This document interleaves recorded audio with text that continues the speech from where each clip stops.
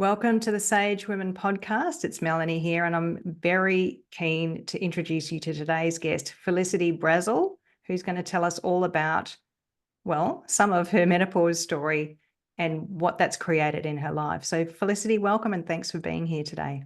Oh, thanks. So excited to share with you. Could you give us a little bit of backstory about who you are and that sort of stuff? Yeah, so Felicity, I'm 56. I've had a really diverse background, Canberra, Melbourne, overseas, Sydney in between there, and all of this, putting this in context for the story to come ahead. Mostly worked with companies that one would consider top tier companies, like consulting. And if I've worked in universities, the top universities, within the public sector, both in Victoria and also here in Canberra, which is where I am again now, mostly also in highly, in jobs that require a lot of innovation, a lot of responsibility, a lot of stress, super exciting, but what we would consider work-life balance, interesting as well. And given my age, I've seen a lot of changes. So because of the attitude to, I suppose, women in the workplace, women's role in the workplace, and also the attitude to just health in the workplace as well. And now I'm working, I've got my own business, which I may touch on later because it's actually come out of my experience with menopause. Oh, can't wait to dig into this, Felicity. And just off the back of what you were just saying, you mentioned that attitudes have changed and some other things have changed with regard to health. And I wonder if we could start there, if you could talk about what you have seen as a change in the workplace. Be interesting to know. Yeah, I think certainly looking at the changes, say, attitude to mental health, I think it's been a really big one. Understanding that that is, in fact, a part of a person's actually. So sorry, I've just got women on my mind, so to speak, I'm working with. But as the person's journey, that it is just like I've got a sore leg or I've got the flu, and gaining more of an understanding about that and how to work within that and still really, create that psychological safety for people within the workplace. So Yes. important. The other thing that I've seen is also that real focus more on the whole of the person as relation to what is the job that actually needs to get done, and really supporting a person and a team within an organization to achieve, what they need to do.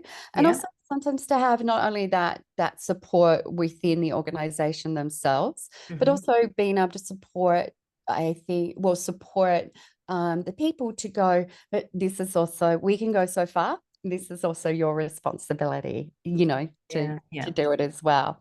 And that's also the challenge, because does that person have access to the services that they need? And that's whether it's a physical illness or a mental illness, So, but that's what I've seen, that conversation has changed. But then I think the change now is definitely coming into, the conversation about menopause, which is fantastic. It's definitely out there in the workplace, and it has ways to go. I think there's still many challenges. We've still got glass ceilings, still issues with, the women going off and having babies, and then you throw off, challenges of having your periods and impact there, and then you throw on, menopause. So there's a lot to consider. Yeah, and I suppose at one stage, many years ago, people didn't talk about their private lives or their health or their sexuality or any of those things. They were under the hood, not spoken about.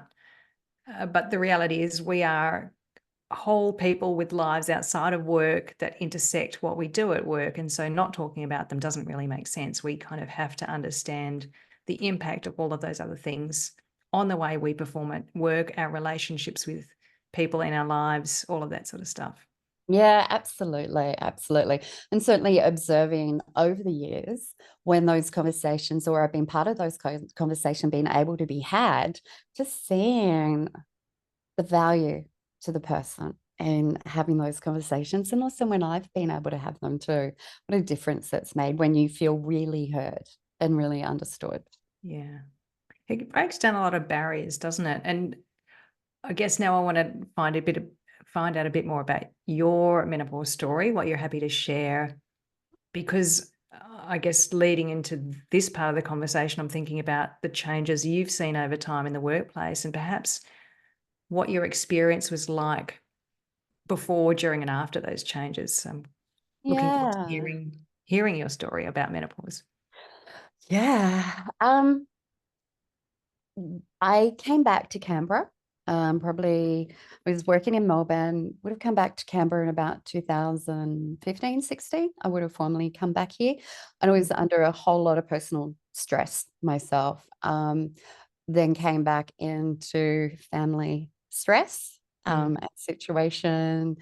Um, and then started, and then was fortunate, basic that I was able to easily get work here. But then went in as my want is to do, to go into quite high profile, high pressure roles. With all of that going on, and then with my father who had Alzheimer's, yeah. um, and all of a sudden I kind of like, this can't be normal for me to break into tears at work. I've never done that before. But Uh-huh. all of a sudden I find myself extremely emotional. Mm. Um, and moods kind of going up and down, but I just put it down to everything. You You know, you had a lot going on at the time, it sounds like. a lot going on, a lot going on. On reflection, now I know it was the start of my perimenopause Mm, because, like a lot of women I've spoken with, all of a sudden my periods started changing. And I had ridiculously fantastic, regular, easy periods. And that kind of started changing. yeah. So then I went in, and then my father died, and then I went into another couple of big roles. Mm, Um, I had injury actually as well. I broke my wrist in three places, and then found out that I was already osteopenic and uh, still perimenopausal. So that gave me great concern about managing my bone health going, mm, postmenopausal. Um, and then my symptoms, with work, I got brain fog. I got, forgetfulness. I got joint pains, but so many things. And I just knew it wasn't me. But um, thankfully, even though my mother had died by this stage, and my eldest sister, who had gone through menopause, had also died by that stage. I didn't know anyone. Didn't have anyone really close around me I could talk with, but I knew enough that it was probably perimenopause. mhm. So I went. Thankfully, it was also pre-COVID. Kind of pre-COVID, but also after that. I found myself a menopause doctor, a specialist menopause doctor here in Canberra. It was actually Okay. after. Um, and then I went, something's just not quite right. It was obviously a time I could go and see her. So I went and saw her. So not in the height of COVID, but being in Canberra, we had a different experience anyway. Mm, So she sent me for a test, and an ultrasound of my endometrial lining and my ovaries, and found something was there. So mm, here I was going to her for, okay, let's see what's happening, to find something on my ovary. And then within 2 weeks, my ovaries were out, thankfully not cancerous, and then went straight into menopause. mm. And it was another lockdown time. So Wow. I That must have been a lot to deal with all at once. Yeah, it was a lot going on. And, work was crazy ass stressful. I still remember my menopause doctor goes, "Oh, consider reducing stress," because I was also doing a master's in applied positive psychology at the time, Yeah. out of the University of Melbourne. And I went, "Oh." Consider reducing your stress. How To do you do manage that? it all. Yeah. What's your story? Life's good. Um, so then I went postmenopausal, had no real support at all from the surgeon and their rooms, unfortunately, at all. My doctor was great, but really hard to get into. I went into, and then I have a history, my family history of breast cancer. So, Mm, what's possible for me to have for hormone therapy? So, it was a real journey of having to go and advocate for myself. And I am that person who can. yeah. I was the one who had to go and, ridiculously, though it might seem, I have an oncologist, even though I've never had cancer, because I needed to go out and find out from her, can I have it? Yeah. Estrogen, and if so, what can I have? And then be that person who takes it back Mm, um, to my doctor. Um, and the one thing that I really missed, not only was all of this happening during COVID, but it was also very few people in my life were going through it. So right. I had no one to actually be able to talk with. Mm, And I was doing a really high pressure job. My brain fog, my memory, anxiety levels, it was just going through the roof. mm, No matter what I was doing and taking, because it was all around about that self-care. It was yeah. very hard to have self-care. And then I had injuries upon injuries. So, and then it was, that impacted again on my own well-being with, and I'm an emotional eater. So what was I eating and inability to exercise. Wow. So my first part of my post-menopause journey was not fun at all. Really? Um, no, but No, it I'm hearing that. It must have been, yeah, there's a lot going on. You had a lot of severe symptoms by the sound of it, and very little support at that right. time. But my couple of saving graces was I was doing my masters, and from the very first day of my masters, I Mm, said I want to study as much as I can on well-being and of women through menopause. So yeah. pretty well, I'd already had a lot of evidence-based knowledge that I'd gained Mm, to me, so much so that when I was hearing things that people were telling me, I could already say yes or no, or okay, that needs more information. yeah. So that was one of my saving graces. Mm. When you say it was one of your saving graces, how so? How was it a saving grace for you? Empowered by information, Mm, empowered by knowing what I was feeling mm, was normal. yeah, right. Empowered by knowing and being now in contact with people out in the social world, like Amanda Thebe, who, I was chatting with her from a academic perspective and going, and just being able to say, this and that, and reading the books and her books and other books. So knowing that it's normal. Finding particularly this was back from 2020 onwards. So that whole social media landscape in this space has changed significantly in this Mm, time. So really being able to go back and go, okay, no, they're great. They're the ones who have been there from the beginning in terms of this, and being mm, able to follow them.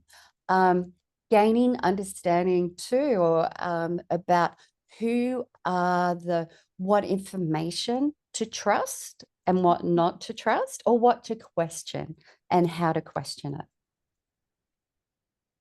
just on that, it's a really good thing to think about, because a lot of people are looking for information. And I mean, it's the market research we did before setting up Sage Women's Health indicated that a lot of women are looking online for Mm. information as a primary source. How do you decide what's good quality information and what's not? Is there an easy way or a couple of tips that you have? I decide by, is it evidence based? Mm-hmm. So I always look for, if someone makes a statement, I always want to go, where are you getting that statement from? Yeah. So I I I suppose there are certain things that I will not look at information if it says balancing hormones. Mm. If it says Dutch saliva message, I will discount that because evidence shows that you can't do either of those. So, but there are things that you can certainly diet certainly helps, Yeah. go through menopause, which is fantastic. And there's definitely a lot of research out there about that. Um, so they are the key. And I really look to when I look for that evidence. So I look and say, okay, if it's been researched, I look at what was the research like. So is Mm. it a good quality research, by which means is that has it been done by more than 5 people? Yeah. Is it repeatable? Has the findings been peer reviewed? So Mm. I know that all sounds very academic-y, and there is a reason for that It's because the it's our scientific method. body, and our body is amazing and it's scientific. And I always look at that too within well-being science. And Mm. well-being science is not wellness. So it's nothing medical. It's got nothing to do with diet, nutrition, etc. This is my definition. Well-being means, and the science of what is going to help us thrive, to feel good, do good in life, and what are the consequences of that as Mm. well. So what's the consequences of not having good well-being? But also, how can we improve it?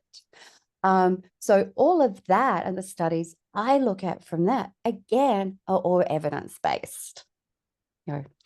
Yeah. And it's interesting in this area of lifestyle behavior change, lifestyle interventions, evidence-based ones. In some cases, there isn't a lot of available research because there's no money in that, right? Yeah. So that also makes it hard for us to determine whether something is a valid solution or opportunity because it may not have been subject to any sort of rigorous study. Yeah. And I think I absolutely agree with you in the study. And I think, with that, and I think particularly in regards to the menopause space. Yeah, yeah. So let alone everything else, it's the menopause space. Because some of the studies that I've done, the research I've actually done, particularly into messages that are coming around women and menopause, menopausal women, and particularly as they're portrayed in self-help books, it kind of comes in terms of, well, us women are often devalued. You Mm. know, more so the older that we get, and we're already valued less, particularly in more of a Western societies that are very ageist cultures. Mm. Um, as we, women are more, valued less anyway than girls or younger women and men. So it's a really challenging environment in order to know what's going to work for me. One, is the evidence good? But then Yeah. what's going to work for me? I look at it often in terms of saying, right, well, it's not in the menopausal space, but if this is what you're working on, maybe this may be something for you to Mm. use. So, Yeah, yeah. Very interesting. It's hard for us as individuals to know what the best thing to do is because of the limitations. But then, as you say, figuring out what works for you, maybe it is a bit of experimenting or finding those evidence-based methodologies or having a reliable healthcare practitioner to help you, to guide you on that path and make those decisions. yeah, but I think this is why, which is, taking me and leading me to where I'm in with my business now, which is I'll go with my experience first, is that I was very much reaching out I have a great doctor, but that's all that medical space, Yeah. and it's knowing it. But then what was my support that I needed, Mm. and I was actually creating it as I was studying all this, the wellbeing interventions and way forward. I was creating my own program to improve my own well-being Mm. during this time. And that was great, all based on evidence stuff. Yeah. But it was also very lonely to be supporting myself in doing that. Yeah. And it's also very challenging. So, and I think it's that difference when you have people who can be there and support you through it. Yeah. So, and the one thing that I really noticed I needed support, even though, through psychologists and work support, etc., it's just still feeling fragile during that time. Yeah. and feeling out of control during that time. Because sometimes, feeling really this is my experience. So it's like feeling really breakable, you know, Yeah, because, it's a very appropriate word. I felt that too myself. yeah, and not knowing what was going to happen from day to day, Mm. or from actually sometimes from moment to moment. I can say I made some great decisions when I was really narky due to hormonal ups and downs, maybe a couple of challenging ones or questionable ones. Yeah. But the one thing for me is, which is what I want to, give to women, is, helping them go and become anti-fragile. So Mm. it's also not be, it's more than being resilient. It's more than bouncing back. It's actually helping them grow during this disruption, this time of Yeah. challenge and disruption and change. And then really focusing on which is the part of their life that's been the most disruptive. And then how can we, what can be done? And what do they need to do? Their choice. What's going to work with their lifestyle to Yeah. help them improve that and get them through that point in time. Mhm. So, and it could be something really little. I think as we always talk about, and the 1%, Yeah. the atomic habits. What's a 1% change that I can make in order to, maybe give, in order to make life just that little bit easier. Yeah, it's absolutely the coaching ethos of the person is their own agent, they're in charge of their own life, and they just maybe need to think out loud and figure that out. Yeah, exactly. Exactly. And I think that's it. I think what I wished for myself was a mentor.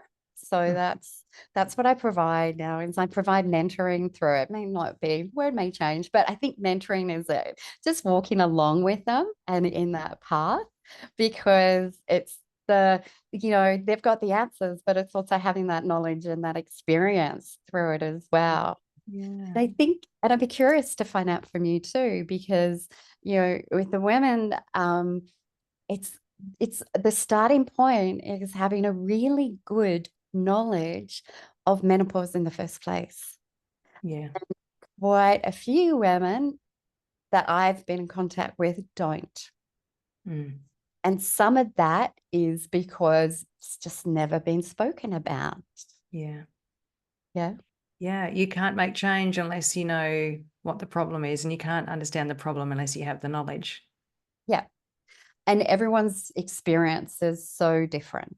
And I'm sure you've probably spoken about it before, but all the research is that because of our demographics, our lifestyle, our biology, the society in which we live in, our psychological makeup and experiences, that all influences how we feel, like how our body reacts during menopause, both Mm. at a psychological and a biological levels. Yeah. So all the discomforts that we may feel.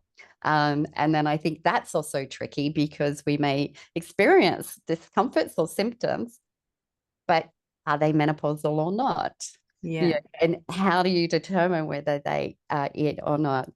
And then you have the complexity too of if you have someone coming in from another country, let's say from Vietnam, who, you know, they might have a very different approach, cultural approach to Mm. menopause. And Yeah. then they come into Australia, then they often will start taking on the Australian cultural approach to menopause. Yeah.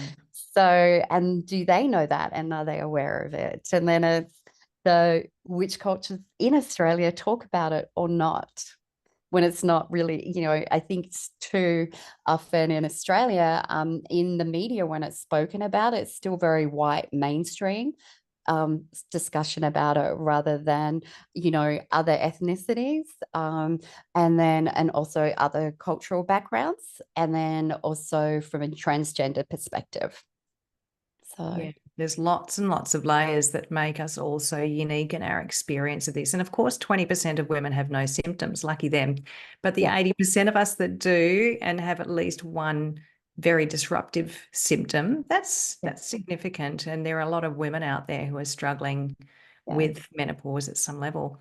yeah. And Felicity, I'm keen to ask you, In terms of your experience with menopause going through it, what do you think the silver lining has been, the biggest opportunity for you of having gone through menopause as you did?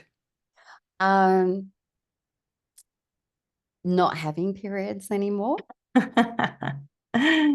Once though I missed it to a certain extent, and maybe that's because I had it via surgery.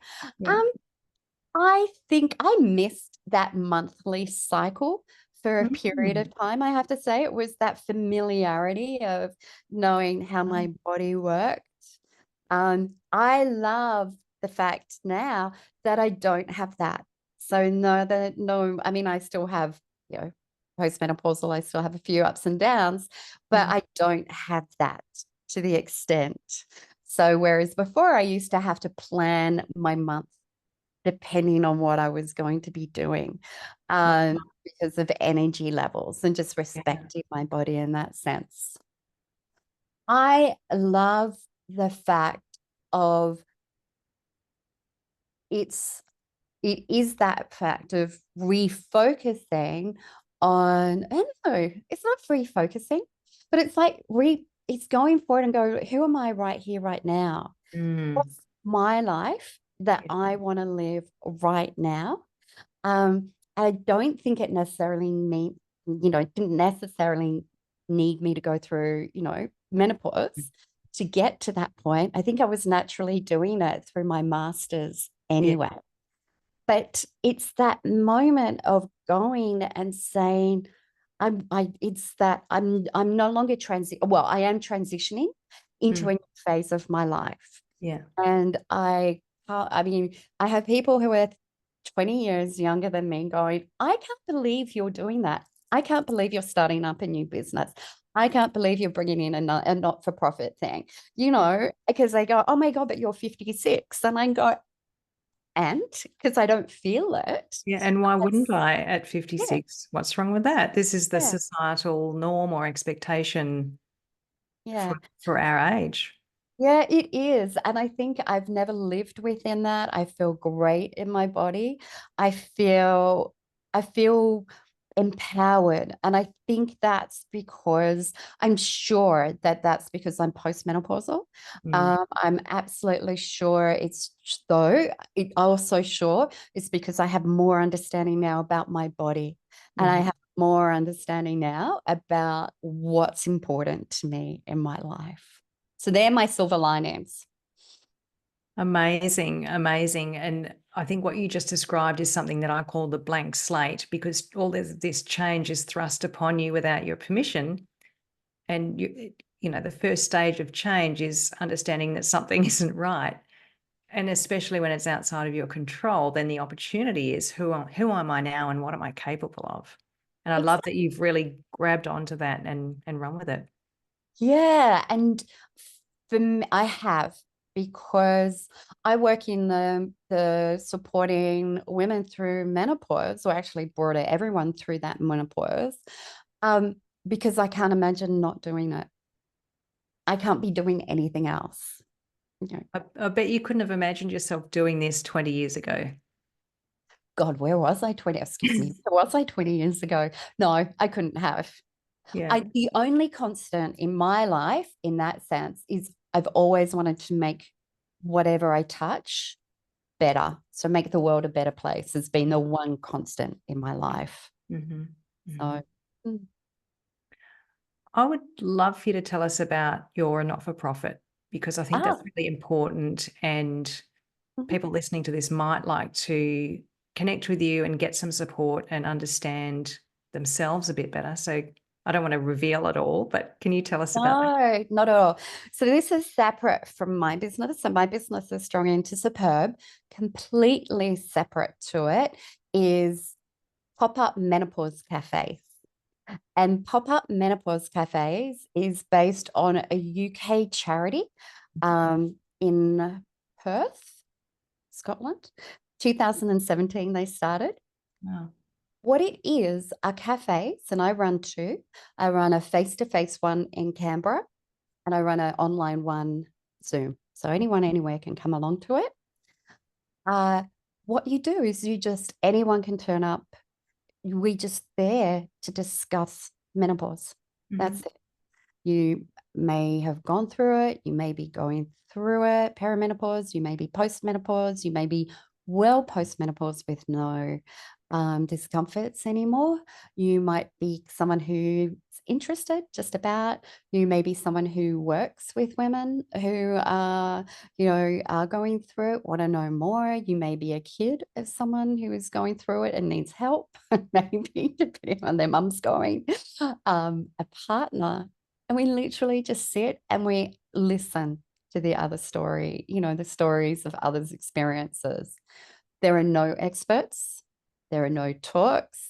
I have knowledge, obviously, but I don't go there with me. I go there and share my own personal experiences. Um, and we sit and we use the language I. This is what worked for me, and this is what I'm feeling, as opposed to, oh, how about you try X, Y, and Z? Mm. It's that really safe, confidential, nurturing space. So they happen, the face to face happens in Canberra on the first Saturday of every month, and the online one happens on the first Tuesday of every month. Fantastic. I stalked you on Eventbrite and I see that you have your cafes listed there. So people, we will put the link to your contact details in the show notes. But also to know that if you go to Eventbrite and you look up Menopause Cafe, you will find you. Because Yeah, I think you're the only one in Australia at the moment with Canberra and online. yeah, I think so. The online ones, unfortunately, because of the way Eventbrite works, are actually via Zoom. But I've shared, I think you will share the Instagram. If you share Instagram and also Facebook and my the Menopause Cafe Canberra email address, then just send a link. Send me a message and I'll send you the links. The good one about the Zoom ones is that you can sign up for one or many all at the same time. So it makes it easier. I'm looking forward to jumping in myself to hear the stories because that's what it's all about. That's how we come together for feeling not isolated, to feel part of something bigger than ourselves, to learn from each other. I think it's such an important thing that you're doing, Felicity. Yeah, thank you. And that's why I brought it in to Canberra. It's what I needed. And it's also what research shows we need. So it helps us through it.